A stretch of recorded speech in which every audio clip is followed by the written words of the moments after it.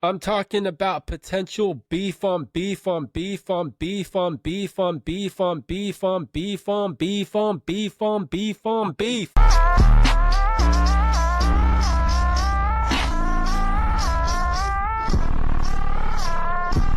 What's up? We got the 7th Man Up podcast going up again tonight.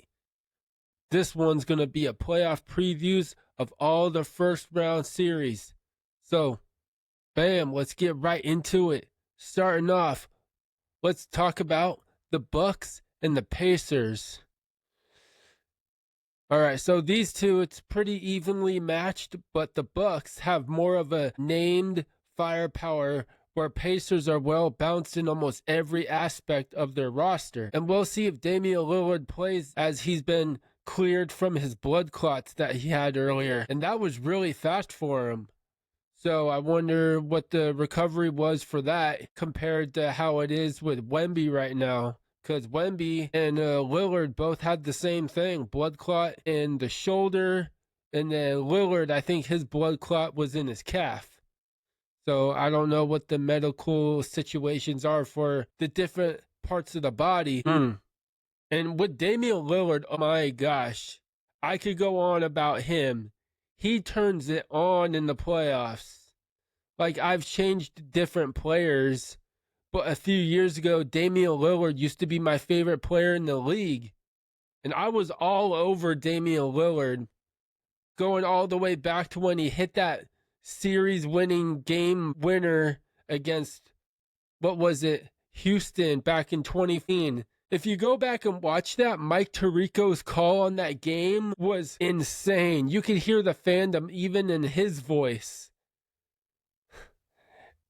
Yeah, I highly suggest going back and watching that one. And another one was the shot that he did against the Thunder. Now, I agree with Paul George with that shot. That was a bad shot.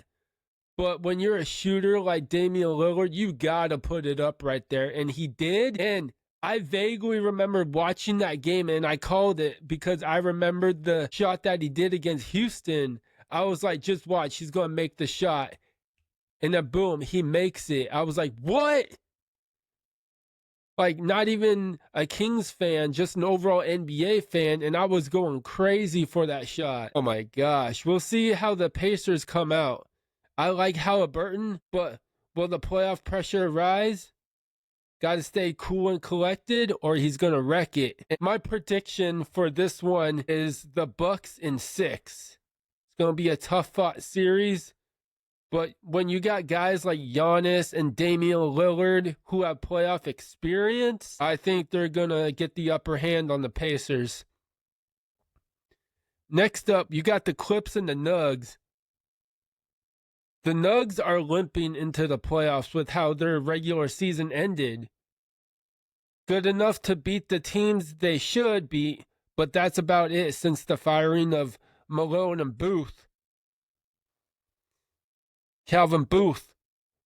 They was like, Calvin, get out the booth. They got one of the best starting fives in the league when all healthy. You got Jamal Murray. You got Bron. I ain't talking Le. You got Michael Porter Jr. You got Aaron Gordon. And then you got Jokic. Doesn't get much better than that, honestly. Heck, even Jokic been looking like he's been coaching the team. Like, you see those little clips where in the huddle, he's the one with the whiteboard. He's in the huddle telling players, like, do this, do that. Like, he's being a LeBron-like player. He's a player coach. Oh, man. And now the Clips, my homie, they got valued star-studded names who've done it in the playoffs.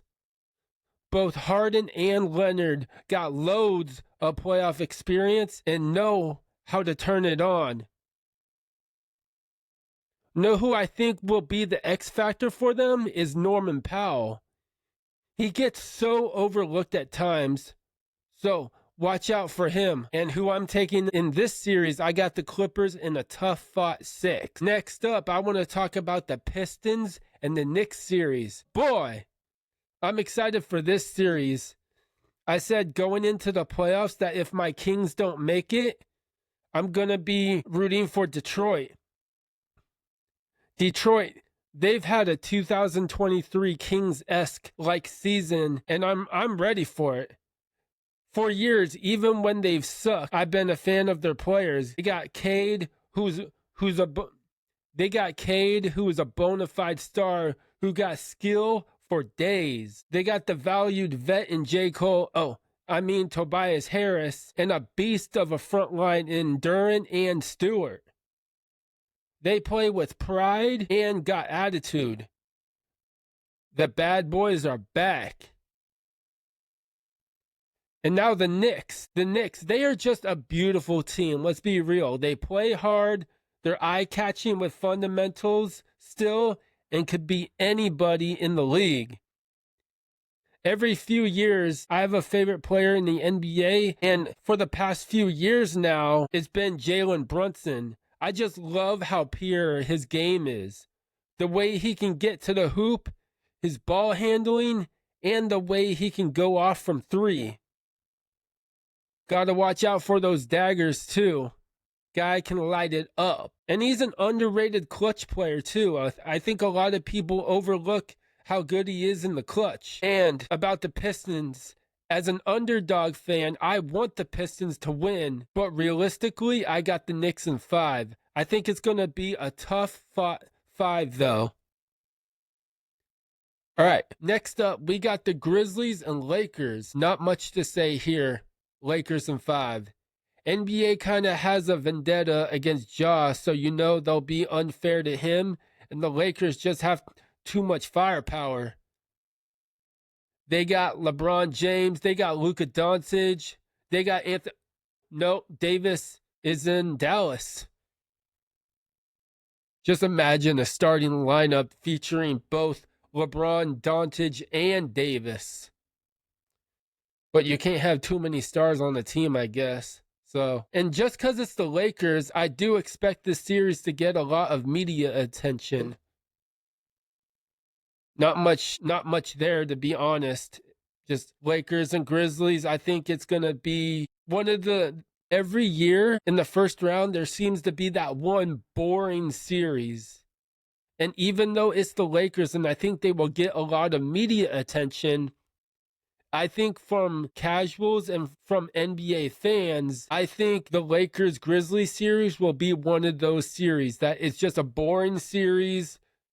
You'll have to wait for the second round, and then the Lakers and whoever they're against, that series will start to get heat. Next up, I want to talk about the Magic and the Celtics. Looking at both rosters, it's surprisingly pretty well matched. Question is for the Celtics, are we going to get both stars to show up or just one? In the past, when Brown is on, Tatum is kind of off, and vice versa. Like when Brown is going off, Jason Tatum just kind of disappears, and the other way around. When Tatum is on, Brown kind of fades away. He kind of disappears from the game. I love the Celtics, but early on in the playoffs, I'm looking for consistency from them, from everyone, from top to Cada. Now, the Magic are a team that has real potential to upset. They got good point guard in Cole Anthony, underrated superstar in Banchero, and the Wagners. You can't touch that. They got depth to compete with Boston. And with all of that, I got the upset. I'm taking the Magic in 7. Don't at me with that. Next series is the Warriors and the Rockets. I'm talking about potential beef on beef on beef on beef on beef on beef on beef on beef on beef on beef on beef on beef. One of the best offensive guards to ever play the game is going for his 5th ring. I almost guarantee he'll throw his mouthpiece in the process of it. Now, with the Rockets are young, big, and got some solid vets. I really like the elusive athleticism of Amen Thompson against the Warriors' interior. Steven Adams might have to wear a cup going up against Draymond Green, if you know what I mean. So with that series, I got the Warriors in 6. All right, now with both number 1 seeds, I think they will easily win their series. Thunder will outmatch Memphis in every way. It's going to be a sweep or a gentleman's sweep. The Cavaliers have a few holes in their defense that the Heat could take advantage of, but overall, they are too powered on in the offensive end.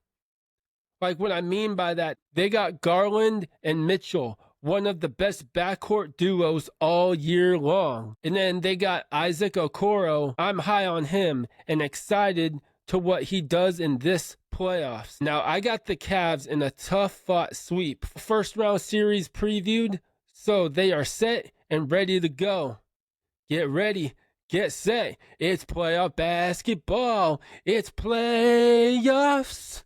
Oh, it's just playoffs. Yo, tell me, who's going to win the title? I got the Celtics going back to back. All right, moving on. Remember a few podcasts ago, I did this segment called Pissing Me Off? Well, we're back at it again, so here it goes. All these years of talk and rumored expansion with Vegas and Seattle, at this point, just don't do it. We don't need this glimmer of light and then die down every few years. Like, I'm done with it. We got 30 teams, and that's that. Like, every few years, we hear Adam Silver say, yeah, there's talks about expansion. We got Seattle and Vegas. How many times have I heard that and then it dies down? Like, those are just words. Actions speak louder than words. Like, come on, bruh. All right. That was my playoff preview along with a little extra. But as always, remember, stay up with them threes up. Love, joy, peace. See ya.